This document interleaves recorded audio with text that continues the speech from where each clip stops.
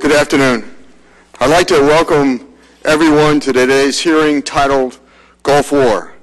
What kind of care are veterans receiving 20 years later? Yes, it has been over 20 years since the Gulf War. I remember very well having been there myself as a Marine Corps officer. Now, as chairman of this subcommittee, I am asking the same questions many fellow Gulf War veterans have, namely, how is this unique set of veterans being treated by the VA? Well, it may be pretty easy to determine whether a veteran served in the Gulf War. It has been difficult for some time to accurately identify what constitutes Gulf War illness. However, a lot of people, both in the veteran community and the medical community, agree that it exists. In fact, VA's current Chief of Staff, John Gingrich, once made the following comment about Gulf War illness, quote, "While commanding an artillery battalion during the Gulf War I, one of my soldiers suddenly became quite ill. Despite the best efforts of our medical team, they could not diagnose what made him so sick. Out of 800 soldiers under my command, no one else was that sick. Now, here we are, almost 20 years later, and this veteran is still suffering and has been since the war. I have watched him when he could barely stand up, couldn't cross the room on his own. His legs were so weak. He has been in and out of hospitals many times, seen by some of the best doctors, and yet there is no explanation for his debilitating illness. And this veteran is not alone," unquote. Chronic multi-symptom illness, or CMI, is by its own definition not just one item that a VA physician can look for. However, there are certain things a VA physician can and should look for in determining whether a veteran likely has CMI that can be attributed to service in the first Gulf War.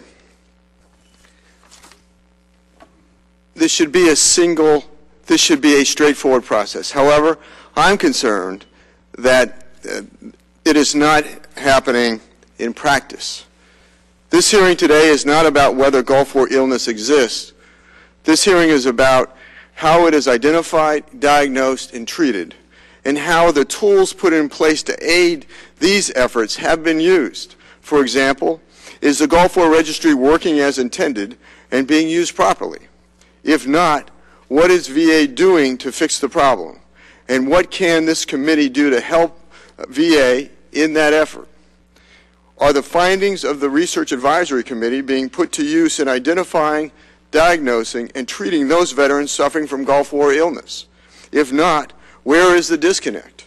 How can this committee help VA better assist these veterans? We have learned a lot in the last 20 years. Science and research has identified unique medical issues for the veterans of the Gulf War and established baselines from which we can gain a better understanding of those unique issues. Gulf War illness has significant physical effects on the lives and well-being of those veterans, and we need to make sure that VA can and does make every effort to accurately identify, diagnose, and treat them in a timely fashion. To be sure, it should not take another 20 years for us all to get this right. I look forward to hearing from today's witnesses on what is working in treating Gulf War illness, where problems remain, and how the entire process can be improved. With that, I yield to Ranking Member Kirkpatrick for a statement. Thank you, Mr. Chairman. Because we know that the deployment experience of our veterans is especially important in the world of research and the care and treatment of injuries and illnesses, I want to thank you for holding this hearing on Gulf War veterans and the progress or not of recognizing and treating these veterans for ill-defined and undiagnosed conditions. It is estimated that up to 35% of veterans who have served in the Gulf War suffer from symptoms that are not readily identifiable or well understood. In the Institute of Medicine's report released just this past January, and on which this hearing is based, these conditions are called chronic multi-symptom illness, or CMI. Veterans from the 1991 Gulf War have struggled for more than 2 decades to dispel the all too often accusation that it's all in your head. Veterans of the Iraq and Afghanistan wars have recently presented to the Veterans Health Administration with similar symptoms and have joined their fellow veterans in the fight for effective treatments and legitimate recognition of CMI by providers. Keeping the struggle of this generation of veterans in the forefront of this subcommittee is not just important, but crucial for us as a nation to finally look at service in combat not so narrowly as just that span of time served in combat, but to look at the whole experience of the service member from the perspective of pre-deployment, deployment, and post-deployment as the sum total of things that have happened to a service member. Hopefully this hearing will provide us a better perspective and a more holistic approach in understanding their unique needs and the full toll that serving takes on everyone. In this way, we are better able to contribute to their healing and readjustment. I think it is incumbent upon us to learn as much as we can about what our nation is asking for our service members and families when they volunteer and raise their right hand. We must recognize and be prepared to address the consequences of that service and bring to bear our best efforts to ensure that they are thoroughly prepared to serve, and when they return home, we commit to making them whole again. Thank you, Mr. Chairman. I yield back. Thank you, Ranking Member Kirkpatrick. I ask that all members waive their opening remarks as per this committee's custom and invite the first panel to the witness table. I see you there. On this panel, we will hear from Dr. Leah Steele, Research Professor of Biomedical Studies and Director of the Veterans Health Research Program at Baylor University, Dr. Stephen S. Coughlin, Adjunct Professor of Epidemiology at Emory University, Dr. Bernard M. Rossoff, Chairman of the Board of Directors at Huntington Hospital and Chair of the Committee of Gulf War and Health, Treatment for Chronic Multi-Symptom Illness at the Institute of Medicine of the National Academies. And finally, from Mr. Anthony Hardy, a Gulf War veteran himself. All of your complete written statements will be made part of the hearing record. Dr. Steele, you are now recognized for 5 minutes.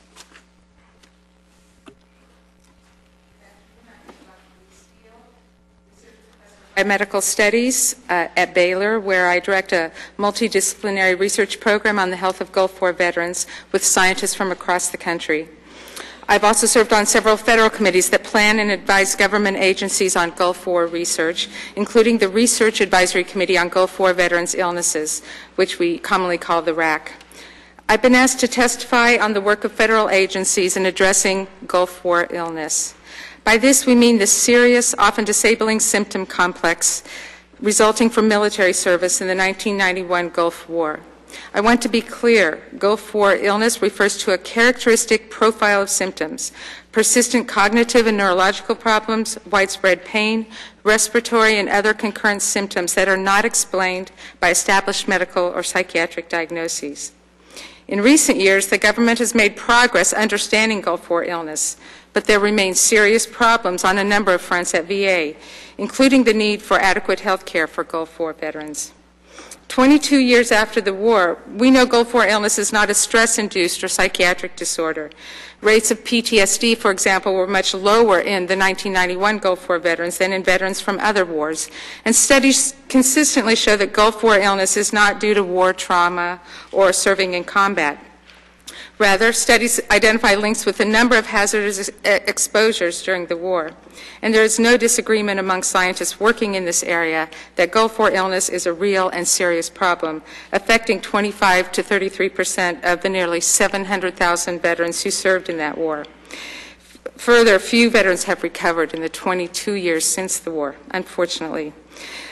This is an incredibly important time for Gulf War illness research. Scientific advances have provided important insights into this problem, its causes, and the biological processes that drive veterans' symptoms.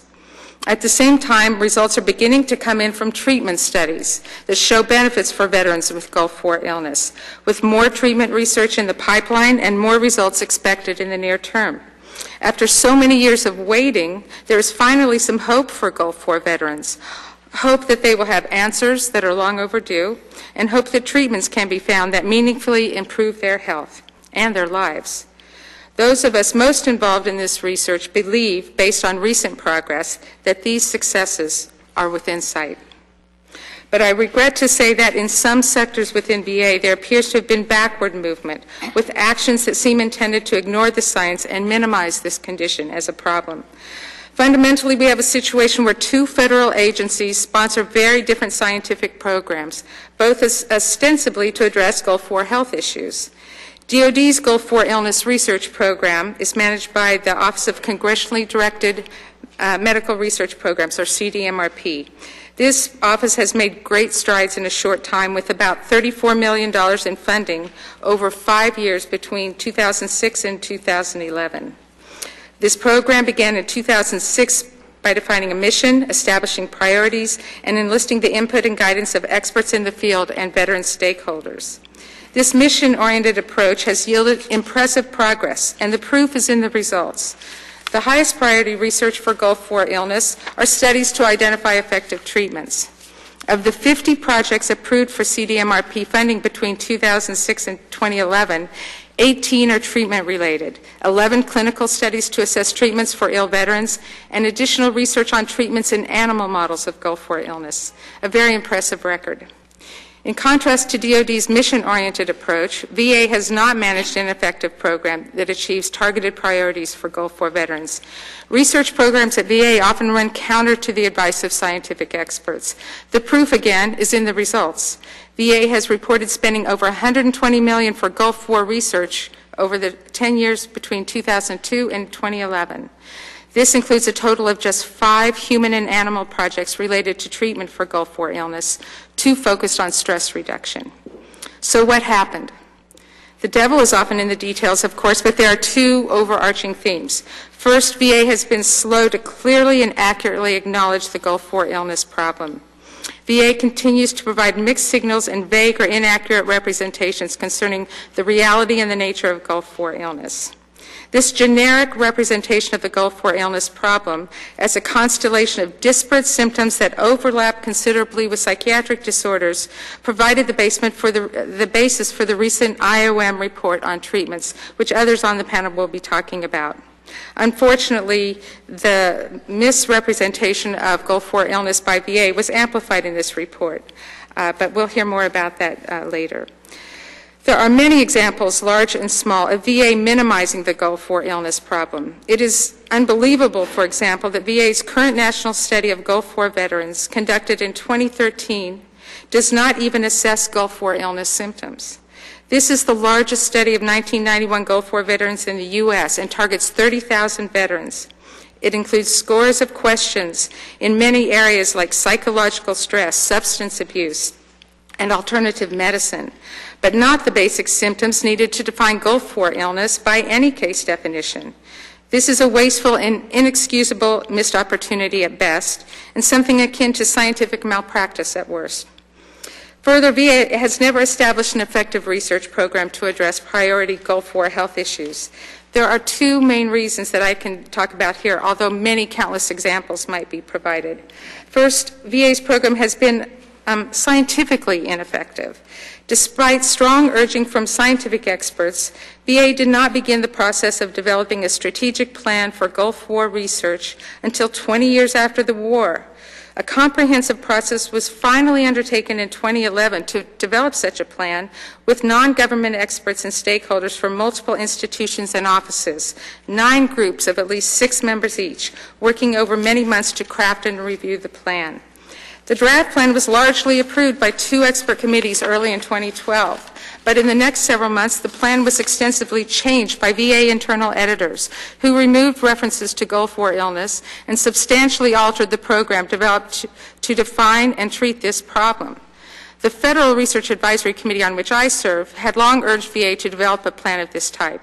But last June, the RAC withdrew its support of the plan and reported to the Secretary that, under current circumstances, the committee had no confidence in VA's ability to develop an effective Gulf War research program.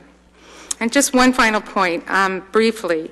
The other major issue related to VA's Gulf War research program relates to research funding. The RAC was charged by Congress to review all federal research programs that address Gulf War health issues. Our committee staff review of Gulf War research expenditures each year invariably finds that a large portion of VA-identified Gulf War studies would not be considered Gulf War research by any other government or non-government program. This is not a trivial problem. In many years, 60% or more of the millions of dollars identified for Gulf War research is actually used for other types of research, with no link in any important respect to 1991 Gulf War veterans. There are far too many examples to identify here, but they include high-dollar research items, like the $10 million used to fund a post-mortem brain tissue bank identified as the Gulf War Biorepository Trust. In reality, this program is a brain bank for veterans with ALS or Lou Gehrig's disease. Despite its name and the $10 million in Gulf War funding used for this program, it neither targets nor studies Gulf War veterans in any important way. As of 2010, only one of the 60 contributors to this brain bank was a Gulf War veteran. So, as always, the proof is in the results. Together, VA's poor representation of the Gulf War illness problem and failure to apply current scientific knowledge to develop a focused, state-of-the-art research program have led to relatively little in the way of tangible benefits for ill veterans. From my perspective as a scientist who has worked in this area for many years, it is time to get this right. And certainly the many thousands of veterans who have suffered with Gulf War illness for more than 20 years would say it is long past time. Thank you. Thank you, Dr. Steele. Dr. Coughlin.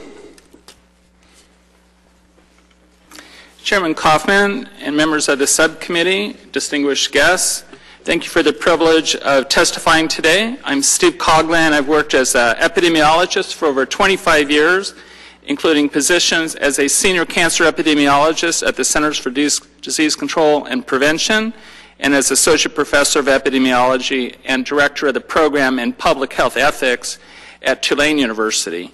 I chaired the writing group that prepared the ethics guidelines for the American College of Epidemiology and have authored or edited several key texts on public health ethics and epidemiology. For the past 4.5 years, I was a senior epidemiologist in the Office of Public Health at the Department of Veterans Affairs. In December 2012, I resigned my position in the U.S. Civil Service because of serious ethical concerns that I'm here to testify about today. The Office of Public Health conducts large studies of the health of American veterans. However, if the studies produce results that do not support the Office of Public Health's unwritten policy, they don't release them. This applies to data regarding adverse health consequences of environmental exposures, such as burn pits in Iraq and Afghanistan, and toxic exposures in the Gulf War. On the rare occasions when embarrassing study results are released, data are manipulated to make them unintelligible.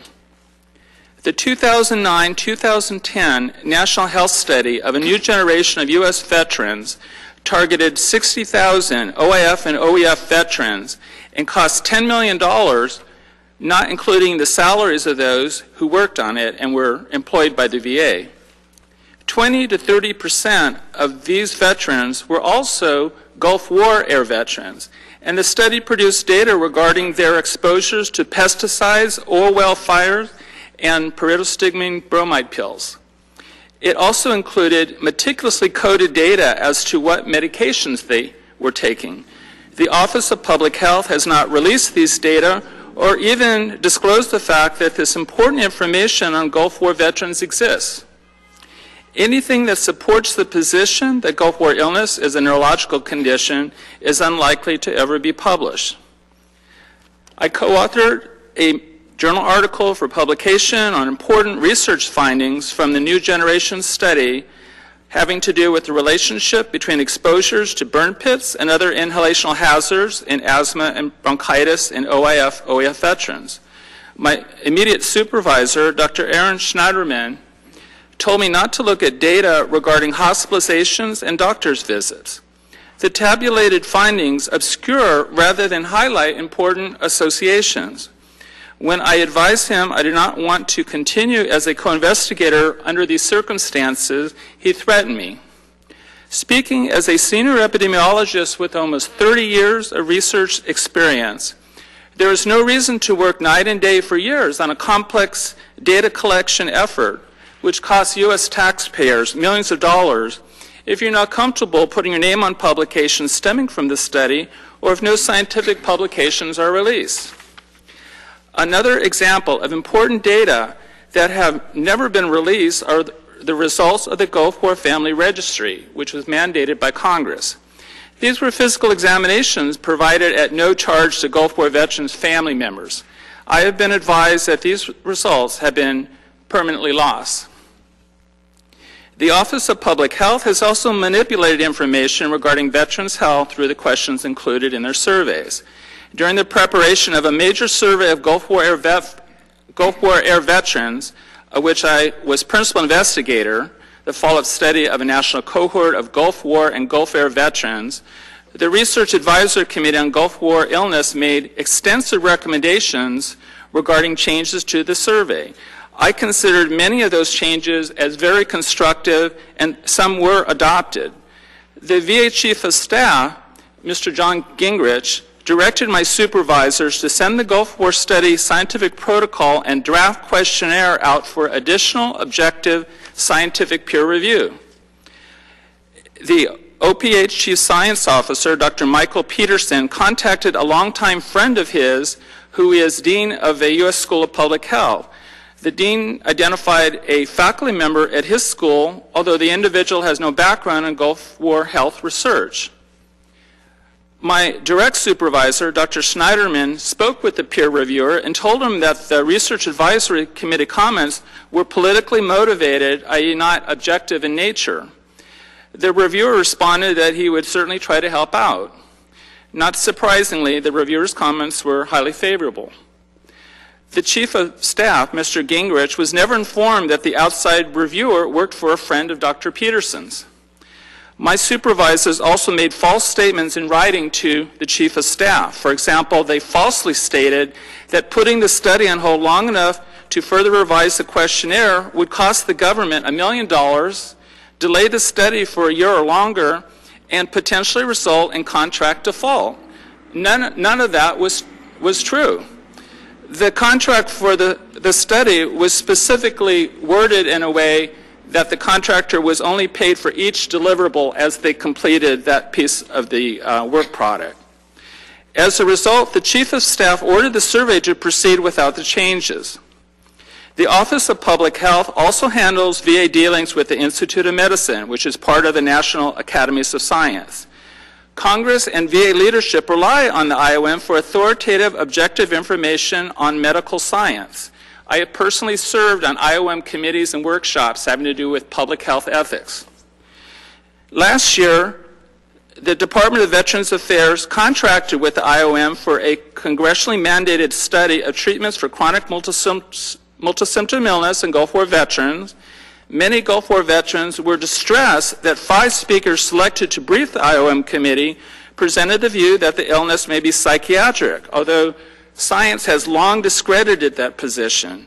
My understanding is that Dr. Peterson identified the speakers the IOM should invite. I wish to close with a subject of particular importance to me. Almost 2,000 research participants from the National Health Study of a new generation of U.S. veterans self-reported that they had thoughts in the previous 2 weeks that they would be better off dead. However, only a small percentage of those veterans, roughly 5%, ever received a callback from a study clinician. Some of those veterans are now homeless or deceased. I was unsuccessful in getting senior Office of Public Health officials to address this problem in the New Generation study. I was successful in incorporating these callbacks in the Gulf War survey, and they have saved lives, but only after my supervisors threatened to remove me from the study and attempted disciplinary action against me when I appealed their refusal to provide for callbacks to a higher authority. I urge this committee to direct VA to immediately identify procedures to ensure that veterans who participate in VA large-scale epidemiologic studies receive appropriate follow-up care so that this tragedy is not repeated. I also urge you to initiate legislation to cure the epidemic of serious ethical problems in the Office of Public Health I've described to you today.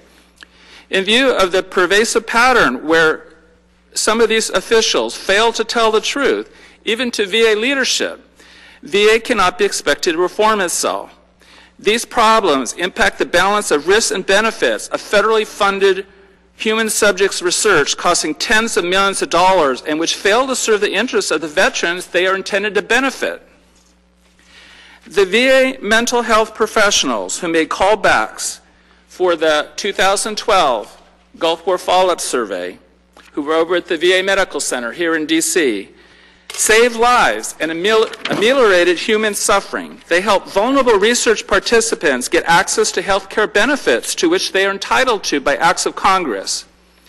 When you're suffering from a neurologic condition, such as Gulf War illness or traumatic brain injury, or a psychiatric condition, such as major depression or post-traumatic stress disorder, it can be extremely difficult to navigate the bureaucratic procedures for gaining access to health care benefits. That's why it's essential to have clinical psychologists, licensed clinical social workers, and other mental health professionals as co-investigators on these large-scale national surveys.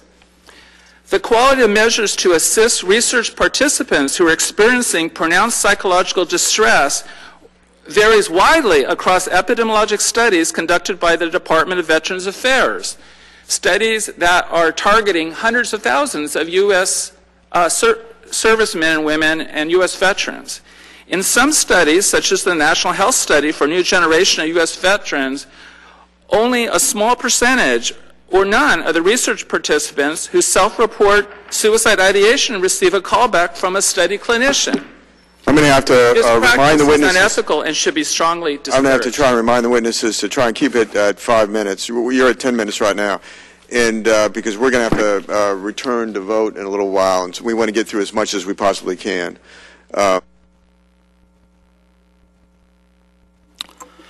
Good afternoon, Mr. Chairman, Ranking Member Kirkpatrick, and members of the subcommittee. My name is Bernie Rossoff. I'm Chairman of the Board of Directors at Huntington Hospital, part of the North Shore LIJ Health System in Huntington, New York. I'm a specialist in internal medicine and gastroenterology and professor of medicine at the Hofstra North Shore LIJ School of Medicine. I also served as chair of the Institute of Medicine's Committee on Gulf War and Health, Treatment for Chronic Multi-Symptom Illness. The Institute of Medicine, or the IOM, as you know, is the health arm of the National Academy of Sciences, an independent, nonprofit organization that provides unbiased and authoritative advice to decision makers and to the public. The IOM was asked by the Department of Veterans Affairs to comprehensively review, evaluate, and summarize the scientific and medical literature regarding treatments for chronic multi-symptom illness, or, as you've heard, CMI, among Gulf War veterans. The IOM assembled an expert committee, of which I was chair, to address this task. We met in person 5 times over a 9-month period to gather evidence, deliberate on our conclusions and recommendations, and write our report. That report underwent a rigorous, independent, external review before being released in January of this year. More detailed information on the committee's recommendation is included with my longer written statement. CMI is a very serious condition that imposes an enormous burden of suffering on our nation's veterans. It is a very complex condition. Veterans who have CMI often have a combination of physical symptoms and cognitive symptoms, along with comorbid syndromes such as chronic fatigue syndrome, fibromyalgia, and irritable bowel syndrome. Other clinical entities, such as depression and anxiety, may occur as well. There's no consensus among physicians, researchers, and others as to the cause of CMI. The range of unexplained symptoms experienced by people who have CMI could result from multiple factors, but the etiology remains unknown. We didn't attempt to identify the causes of CMI. As laid out in the charge, we evaluated treatments for CMI and made recommendations for improving health care for veterans who have this condition. We conducted an extensive systematic assessment and review of the evidence on treatment for CMI. We also assessed treatments for a number of related and comorbid conditions to determine whether any of those treatments may be beneficial for CMI. Based on our assessment, we cannot recommend any specific therapy as a treatment for veterans who have CMI. We concluded that a one-size-fits-all approach is not effective for managing these veterans. We recommend that the VA implement a system-wide, integrated, multimodal, long-term management approach. In our report, we make a number of additional recommendations aimed at identifying veterans who have CMI, bringing them into the VA healthcare system, and improving the quality of their care. The VA should commit the necessary resources to ensure that veterans complete a comprehensive health examination immediately upon separation from active duty. To improve coordination of care, the results should become part of a veteran's health record and should be made available to every clinician caring for the veteran, whether in or outside the VA healthcare system. Additionally, the VA should include in its electronic health record a pop-up screen to prompt clinicians to ask questions to ascertain whether a patient has symptoms consistent with CMI. Once a veteran has been identified as having CMI and has entered the VA healthcare system, the next step is to provide comprehensive care for the veteran, not only for CMI but also for any comorbid conditions. Existing VA programs, such as post-deployment patient-aligned care teams or PACs, could be adapted to best serve veterans who have CMI. The VA should commit the resources needed to ensure that PACs have the time and the skills required to meet the needs of veterans who have CMI as specified in the Veterans Integrated Personal Care Plans, that the adequacy of time for clinical encounters is measured routinely, and that clinical caseloads are adjusted in response to the data. A major determinant of the VA's ability to manage veterans who have CMI is the training of clinicians and teams of professionals in providing care for these patients. The VA should designate CMI champions to serve as an internal resource at each VA medical center. These individuals should be integrated into the care system to ensure clear communication and coordination among clinicians. The VA also should develop peer networks to introduce new information, norms, and skills related to managing veterans who have CMI. Finally, many studies on treatments for CMI reviewed by the committee have methodological flaws. Therefore, future studies funded and conducted by the VA to assess treatments for CMI should adhere to well-accepted methodologic and reporting guidelines for clinical trials. We can't emphasize that too much. We identified several interventions that may hold promise for treatment of CMI. Although this is not an exhaustive list, the VA should consider funding and conducting studies of interventions such as biofeedback, acupuncture, aerobic exercise, and multimodal therapies. Numerous opportunities exist for the VA to improve and expand its healthcare services for veterans who have CMI. Our veterans deserve the very best healthcare. Thank you very much for the opportunity to testify. I certainly would be happy to answer any questions.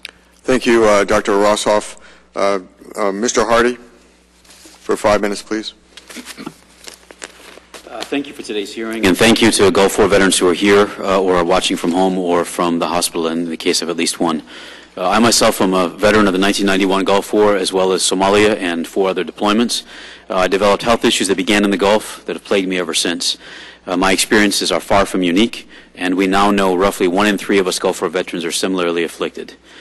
In 2010, a landmark IOM report confirmed what we Gulf War veterans already knew. Gulf War illness is likely the result of environmental agents plus other factors. It's not psychiatric, and it's likely that treatments and preventions can be found.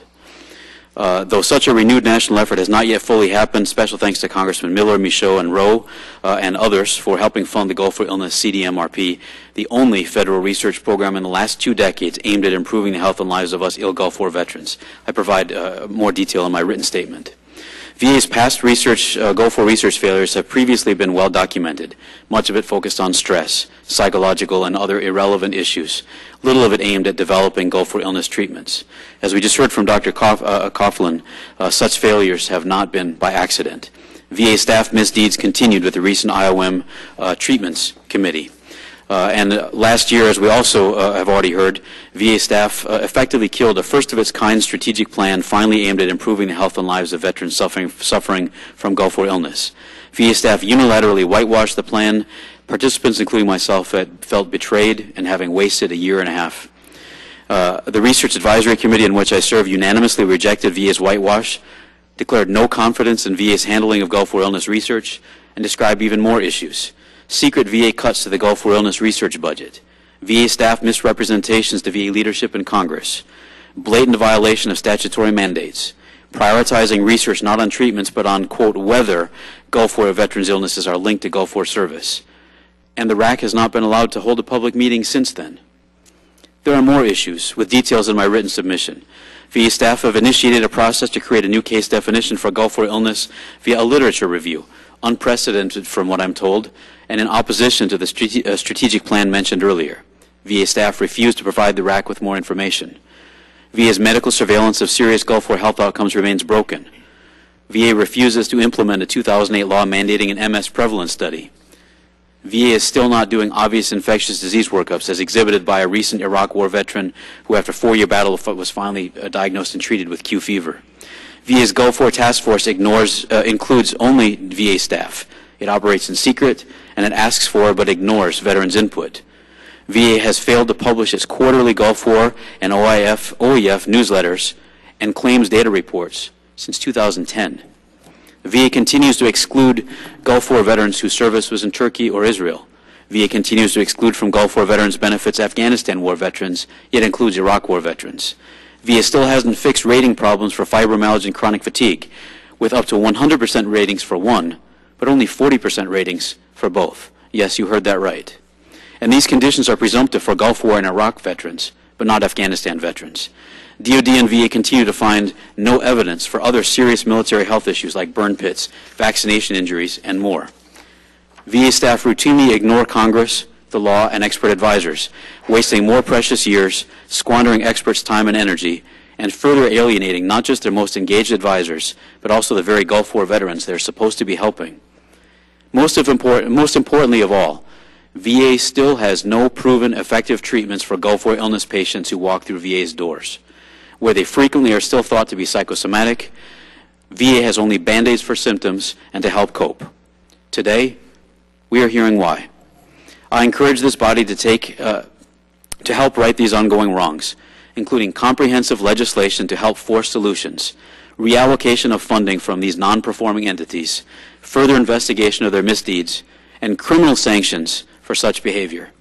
We Gulf War veterans have been fighting with VA and DoD for what's right for most of the last 22 long years. We've had countless congressional hearings like this one on Gulf War veterans issues, with more empty VA promises. We've seen laws passed only to see VA staff circumvent them or ignore them with impunity. I hope today's hearing will be different. Thank you, Mr. Chairman, Madam Ranking Member, members of the committee, and I'm happy to answer any questions you may have. Thank you, Mr. Hardy, and thanks so much for your service to our country. Doctor, and if you all could do your best to keep your questions down to a minimum in terms of time, so we can get to the second panel, and our ranking member has questions as well as I do. Dr. Coughlin, your written testimony stated that, quote, on the rare occasions when embarrassing study results are released, data are manipulated to make them unintelligible, unquote. Please explain and cite an example. Examples can be cited. The best example that comes to mind is we set out to analyze data from the National Health Study for New Generation U.S. Veterans, looking at self-reported exposure to burn pits, oil well fire smoke, other inhalational hazards in relation to physician-diagnosed asthma and bronchitis. The initial exploratory analyses, which were produced by the writing group and the statistician, showed that a sizable percentage of the deployed veterans had been exposed to burn pit smoke.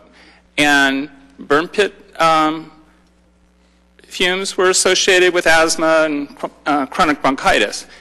Then, in a later iteration of the tabulated results, those results were set aside or discarded, and the focus was instead on deployment status in relation to asthma and bronchitis. Well, those 30,000 deployed vets and 30,000 non-deployed vets included veterans who served on ships in the Indian Ocean or in the Philippines or in Germany in hospitals. In other words, people were deployed to OEF and served in the War on Terror, but were never in Iraq or Afghanistan on the ground and had no potential exposure to burn pits. So the way that the refined results were tabulated, it obscured rather than highlighted the associations of interest. And I could elaborate if you would like. Okay. Mr. Hardy, can you explain, in your opinion, why the Research Advisory Committee why the Research Advisory Committee in their latest Institute of Medicine report is flawed? Yes, thank you for that question.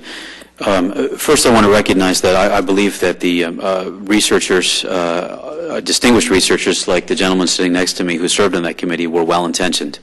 However, VA staff issued a scope of work and committee charge that radically diverged from the law, that effectively prevented, and also effectively prevented what the committee could consider. I believe that these helped to prevented the IOM committee from meeting the expectations of the law. VA staff directed the panel to do a literature review rather than as the law directed, focusing on physicians experienced in treating Gulf War illness. VA staff knew little such literature exists because VA's 2 decades of failures to develop treatments have helped to ensure that fact. Additionally, most of the presenters to the panel focused on psychosomatic issues, stress as cause, and things like relaxation therapies as treatments. Ill Gulf War veterans who called in to listen to that meeting were naturally outraged. VA staff were among the presenters to the committee, including at least one sitting here today. VA staff muddied the waters by directing IOM to include not just 91 Gulf War veterans as the law directs, but many others. And finally, all of this involvement by VA staff is a far cry from previous claims that these panels operate independent of biasing influence from the contracting agency. Thank you, Mr. Hardy. Dr. Rossoff, the law required that VA's agreement with the Institute of Medicine was to, quote, convene a group of medical professionals who are experienced in treating individuals who served, unquote, in the Southwest Asia Theater of Operations of the Persian Gulf War during 1990 or 1991, and who have been diagnosed with chronic multi-symptom illness or another health condition related to such service, unquote. Of the members of your committee, how many have experience in medically treating Gulf War veterans?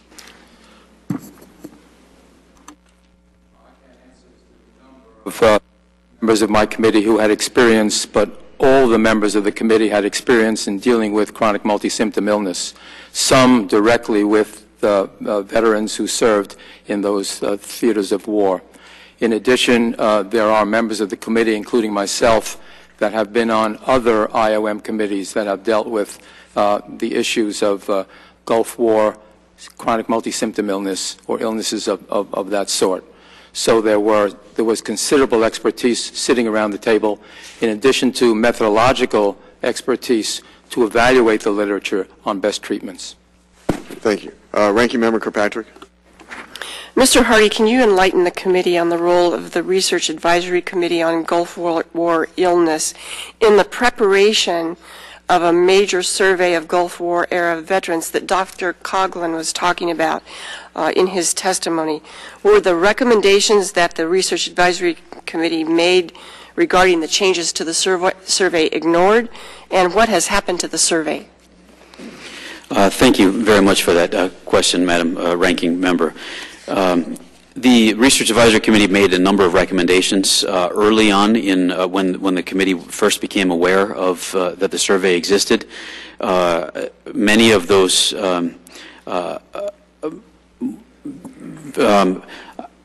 Office of Public Health staff, including Dr. Aaron Schneiderman that was mentioned earlier, refused to provide the Research Advisory Committee with answers to whether or not that the requested changes had been made, if any changes had been made, refused even to tell our chairman where his office was so the chairman could come and have a private meeting with him.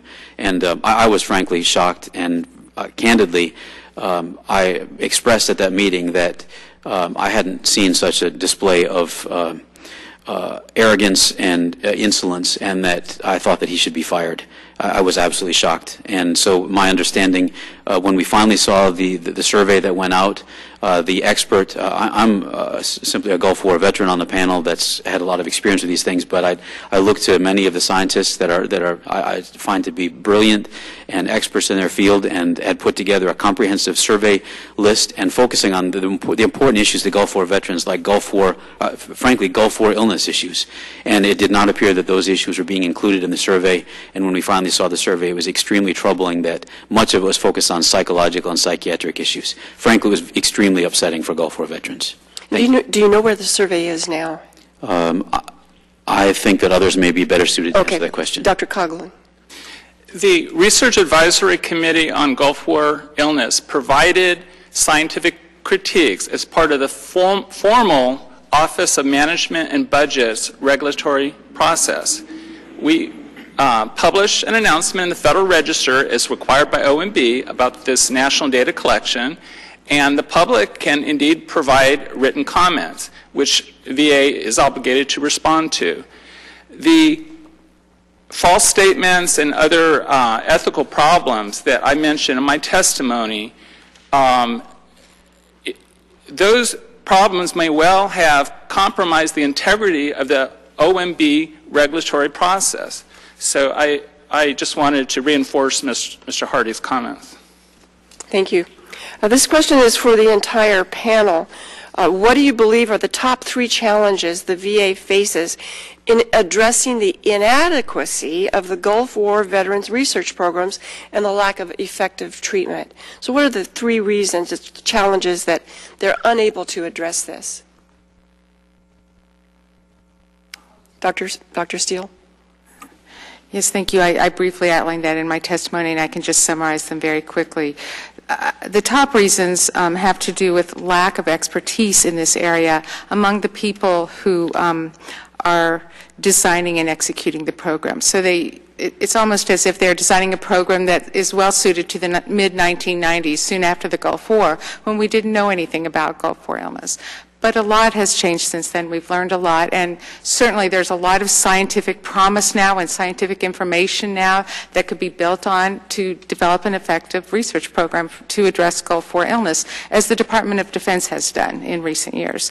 So it's partially the lack of expertise. It almost appears to be the lack of will, just in looking at how Gulf War illness is typically portrayed on VA websites and VA literature, how the studies appear to be designed to actually ignore Gulf War illness for the most part, or minimize it as an important problem. So some of it probably has to do with political will, and some of it has to do with expertise. But I will also say that just the use of funding is totally inappropriate. So much of the funding is used for studies that have nothing to do with Gulf War veterans or Gulf War illness. And so, you know, it's sort of a 3-pronged problem: lack of expertise, lack of intention to address the problem, and misallocation of funds. Thank you, Doctor. And Mr. Chairman, I've almost used up my time, so I'll yield back. Thank you, Ranking Member Kirkpatrick. Dr. Rossoff, on the monitors in this room, there are slides from 5 presentations from different speakers who appeared before your committee on February 29th of last year. As you can see, these speakers appear to be giving the committee the message that this illness is psychiatric, stress, PTSD, and so forth. Who selected these speakers to present to the committee? Let me correct some of the statements that were made initially. The selection of the speakers to the committee was done by our committee. It was not done, as indicated previously, by Dr. Peterson or any other individual. It was selected by our committee. The committee wanted to better understand the treatment modalities that would affect positively the veterans and their health. We reviewed, identified... Excuse me, one thing. Did VA or DOD have any input into the choice of these speakers? The committee made the decision on what speakers to choose. Clear understanding on the part of the committee. We reviewed, in addition, 6,541 unique references in enabling us to make some decisions about the treatment of veterans. So our conclusions were not based solely on the people who you saw. In addition, there were others. And if you read if our report is read clearly, you can see our conclusions were not that this was a psychological or psychosomatic disorder. We clearly make the statement, we do not know the etiology. No one treatment will be able to affect positively the treatment for patients with CMI, chronic multi-symptom illness. It requires a group of physicians, a team-based approach, who understand the patient, who enable the patient to have a decision in the care he or she receives, and at the same time better understand the satisfaction of the veterans in their care. We strongly believe that this is an illness that has and requires a multimodal therapeutic intervention. Dr. Coughlin, on October 23rd, this subcommittee asked VA how many veterans have self-identified as suicide and later committed suicide in the follow-up study of a national cohort of Gulf War and Gulf era veterans. On February 19th, VA responded stating, quote, VA has no evidence to date that any veteran in the study has committed suicide, unquote. Are these the same results you saw in your study? Yes, fortunately, we did not lose any of the research participants. As I mentioned in my testimony, my efforts to identify mental health professionals, get involved with the study as co-investigators to place these callbacks to vulnerable research participants were initially blocked by my supervisors, and that's why I contacted the IRB chair in writing and also the VA Office of Inspector General. After a delay of 2 or 3 months, we were able to start the callback process, and a team of mental health professionals at the Washington, D.C. VA Medical Center did a fantastic job of reaching out to the veteran. We had vets who had been told by their local VA clinic or hospital that they were not eligible for free health care. But when they called the toll-free number and reached somebody in VBA in the VA central office, they were told the opposite. So the social workers were able to sort this out and get them into health care. These were vulnerable veterans, men and women, who had major depression or other medical and psychiatric conditions, and they needed assistance to get into health care to save their lives. Thank you. Ranking Member Kirkpatrick, any other questions or before we go to the next panel? Any other questions I'll submit in writing in the interest of time. Our thanks to the panel. You're now excused. Thank you very much for your testimony. I now invite the second panel to the witness table. On this panel, we will hear from Dr. Victoria Davey, Chief Officer of VHA's Office of Public Health and Environment Hazards. Dr. Davey is accompanied by Dr. Maureen McCarthy, Deputy Chief of VHA's Patient Care Services Office, Dr. Stephen Hunt, Director of VA's Post-Deployment Care Initiative, Dr.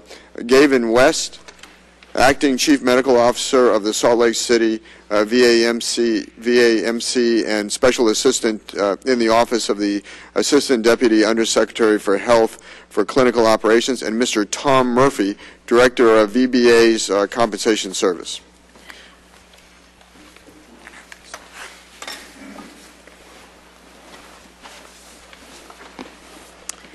Dr. Davey, your complete written statement will be made part of the hearing record, and you are now recognized for 5 minutes. Mr. Chairman, Madam Ranking Member, and members of the subcommittee, thank you for the opportunity to submit my written testimony for the record. I'm accompanied today by Dr. Stephen Hunt, who flew overnight to be here today because he didn't want to cancel his clinic appointments yesterday, Dr. Maureen McCarthy, and Dr. Gavin West, as well as Mr. Tom Murphy. The three physicians I just referenced have extensive experience treating Gulf War veterans. Mr. Chairman, this is our message. VA has learned a great deal about identifying, diagnosing, and treating Gulf War veterans over the past 22 years. We will continue to improve our abilities to provide world-class health care for Gulf War veterans, better educate our health care providers, and possibly most of all, in reference to the speakers that preceded me, expand the evidence base for the treatments we provide for these veterans, indeed for all veterans. Let me provide you with a summary of where we are. We agree with Dr. Steele. As you know, a debilitating cluster of medically unexplained symptoms affects many Gulf War veterans. We refer to the illness that these veterans have as chronic multisymptom illness, or CMI. Our present thinking is that a complex combination of environmental exposures and individual genetic characteristics may be behind this illness. Veterans with CMI, like all veterans enrolled for VA care, receive personalized, proactive, patient-driven care. In addition, VA offers a number of programs and services uniquely designed to meet the needs of Gulf War veterans with CMI. VA links our patient-aligned care teams, or PAC teams, working with Gulf War veterans with specialty care capability that focuses on treating the unique health requirements of these veterans. The program includes teaching aids, referral networks, and other types of collaboration. Frontline clinicians have been educated through a monthly community of practice conference calls, informational messages, pocket cards, and websites. Another program specifically for Gulf War veterans is our registry program, which offers a health examination at any of our health care facilities to any veteran with Gulf War service. To date, about 130,000 Gulf War veterans have undergone a registry exam. The comprehensive health exam includes an exposure and medical history, laboratory tests, and a physical exam. VA health professionals discuss the results face-to-face with veterans. This provides us an opportunity to partner with the veteran to develop an individualized care plan. An individual is very important to this discussion. Since 2001, the War-Related Illness and Injury Study Centers of the VA Office of Public Health, known as the RISCs, have supported specialized care for Gulf War veterans and conducted cutting-edge research, clinical education, and a veteran referral program. VA's three RISCs have teams of clinicians ready to evaluate Gulf War veterans with deployment-related concerns. Based on a comprehensive evaluation, the RISC team develops an individual, holistic treatment plan for veterans with CMI or other ill-defined conditions through a referral process based on geographic location. VA's Office of Public Health holds quarterly conference calls with environmental health coordinators and clinicians throughout VA. The calls provide coordinators and clinicians with ongoing training and allows them to share patient questions, challenges, administrative issues, and solutions that have come up at their facilities. VA recently engaged the Institute of Medicine, as you heard, to convene a committee to comprehensively review, evaluate, and summarize the available scientific and medical literature regarding the best treatments for CMI among Gulf War veterans.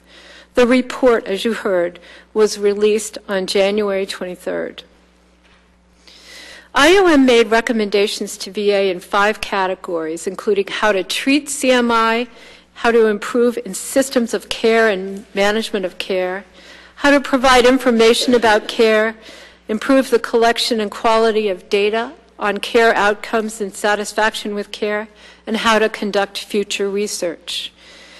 VA is already taking actions, and these include a program to provide every service member with a health care assessment upon separation from service, improvements in systems of care and management of CMI in Gulf War veterans, including the use of clinical reminders and streamlined consults for specialty care, and the innovative PACT program I described earlier that integrates and coordinates personalized care for Gulf War veterans.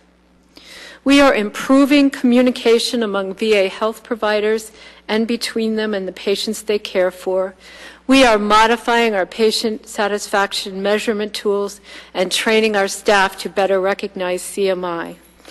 We are also developing a champions program and webinars on this subject and taking steps to strengthen our research protocols. Mr. Chairman, we appreciate the opportunity to discuss with you this important issue.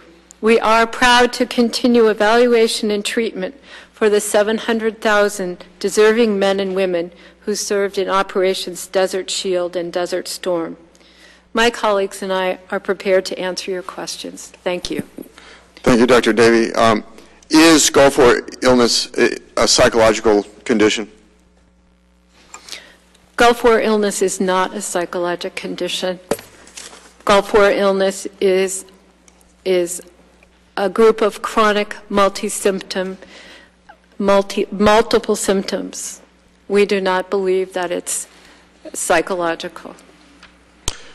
Dr. Hunt, I understand you made a presentation to the IOM Treatment Committee on the topic, quote, VA approaches to the management of chronic multi-symptom illness in Gulf War I veterans, unquote. The slide you presented to the committee shows that some VA doctors think Gulf War illness is, quote, mostly a physical disorder, unquote, and some think it's, quote, mostly a mental disorder, unquote. However, this information is from an 11-year-old paper.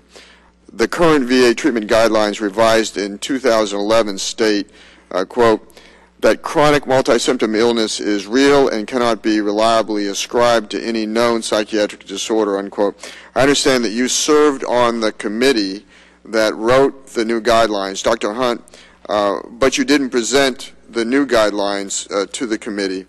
In speaking on VA approaches to the management of chronic multi-symptom illness in Gulf War I veterans, why did you tell the committee the 11-year-old information that it might be physical or it might be mental, but didn't tell the committee VA's current guideline that clearly state it's not mental?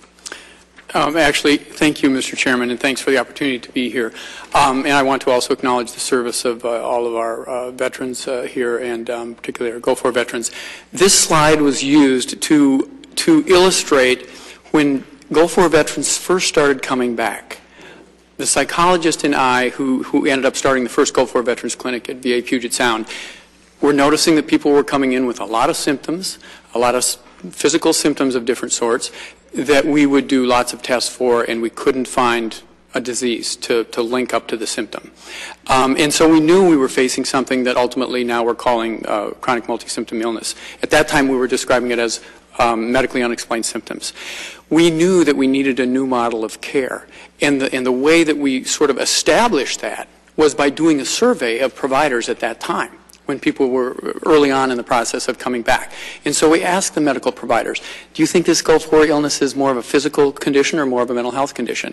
And we asked mental health providers, do you think it's more of a physical condition or a mental health condition? These were providers at VA Puget Sound, VA Portland, and Walter Reed. These are good clinicians, smart clinicians that know what they're doing. What this showed to me, and the point that I was trying to make, was our paradigm wasn't working, because our medical provider said, gosh, I'm doing these tests and they're all negative, so I can't find a disease here, so maybe we should have them checked out by behavioral health.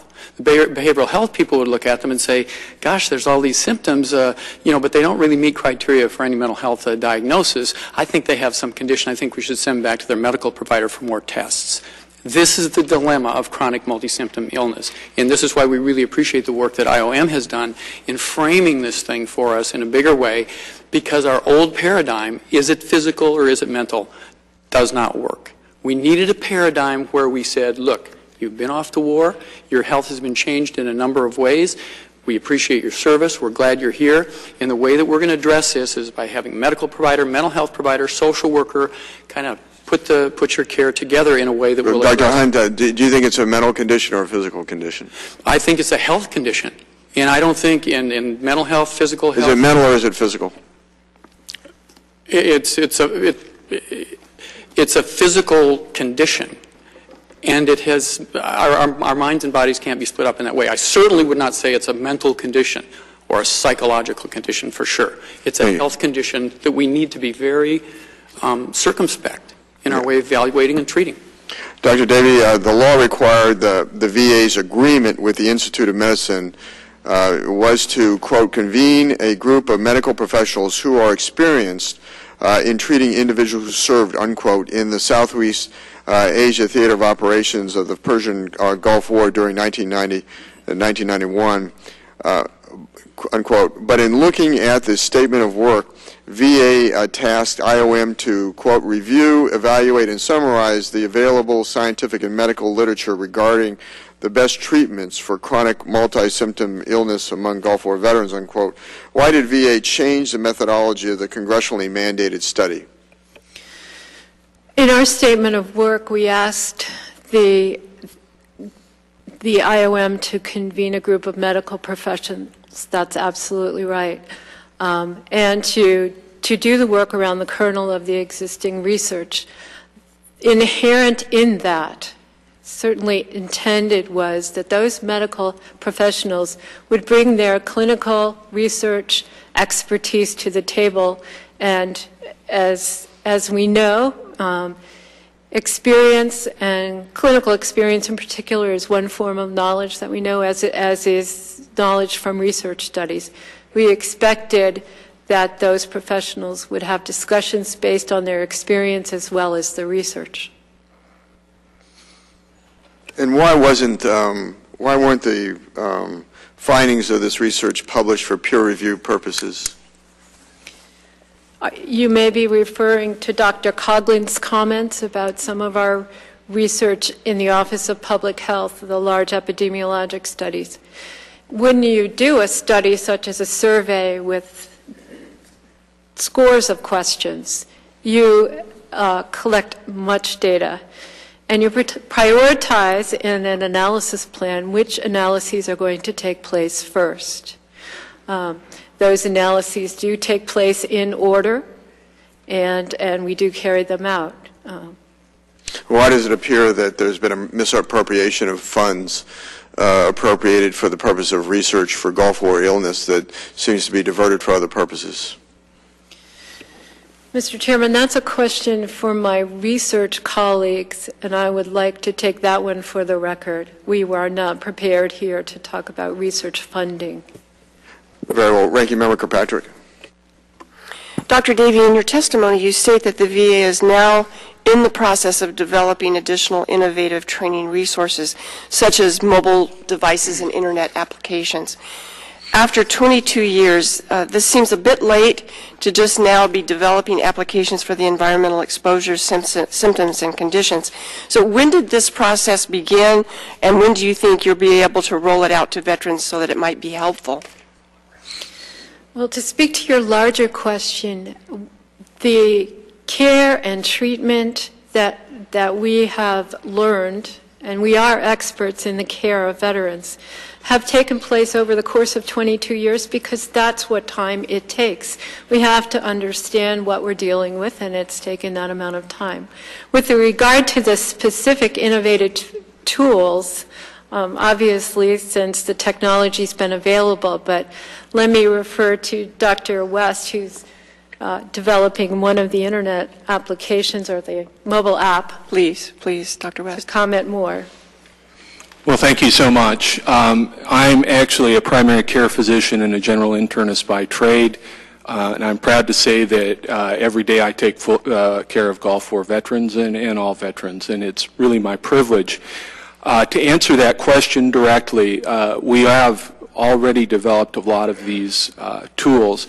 In fact, in your packet, you have one of them. It's the pocket card. I don't know if you guys have looked at it, which has essentially a lot of what Dr. Steele was talking about, a lot of the exposure concerns, a lot of the public health websites, webinars, and training modules that have been developed through Office of Public Health and through the VHA, as a whole.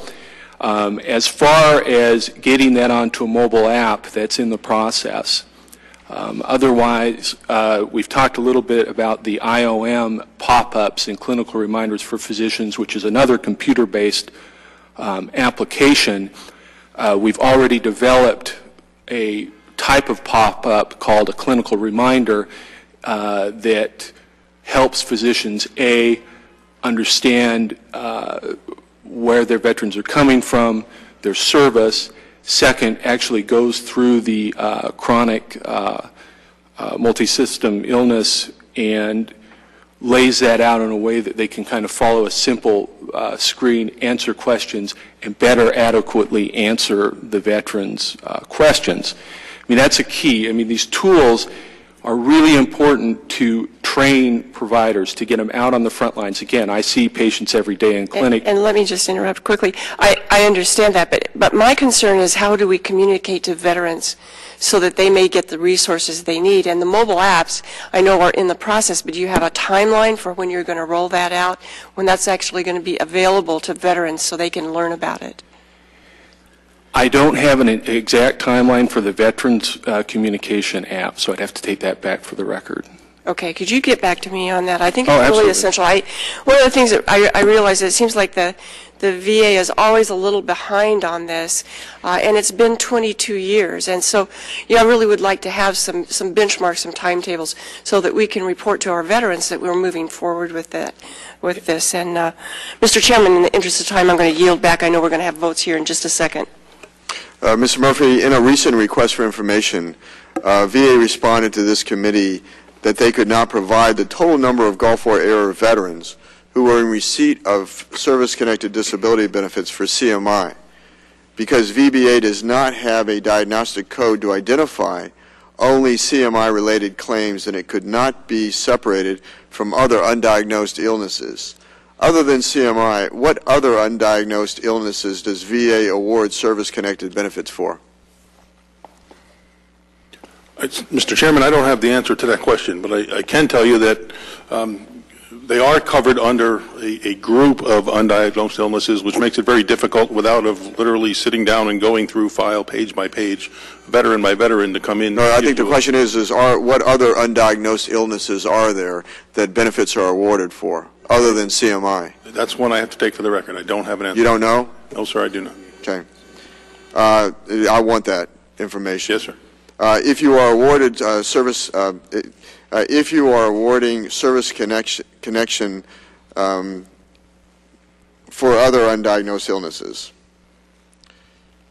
then why does 38 CFR 3.317, referring to the statute, regulation, the only regulation which explicitly mentions undiagnosed illness and CMI, and in fact is labeled, quote, compensation for disability due to undiagnosed illness and medically unexplained chronic multi-symptom illness, unquote, specifically state that it applies to Persian Gulf veterans, defining both that phrase and the phrase, quote, Southwest Asia Theater of Operations, unquote, within the regulation? I don't understand the question, Mr. Chairman. Well, why don't we take that one for the record? Okay. Why doesn't VA have a specific diagnostic code to evaluate CMI? Is this something that is being looked into as part of the current rating schedule revision that is taking place? Yes, absolutely. Under the Vassar D rewrite project, this is absolutely being considered as a change because the entire volume in its entirety is under rewrite. And Mr. Chairman, there's kind of been a shift because the IOM report really has characterized this thing using the term and the kind of the nomenclature, chronic multi-symptom illness. Up until this point, we've been using different nomenclature, medically unexplained or undiagnosed illnesses. It's the same symptoms, and it's almost any physical symptom a person can have that a person can get service connected for, a Gulf War veteran. It's just that now we're calling chronic multi-symptom illness, and there's some debate about how do we create a case definition for exactly what that means.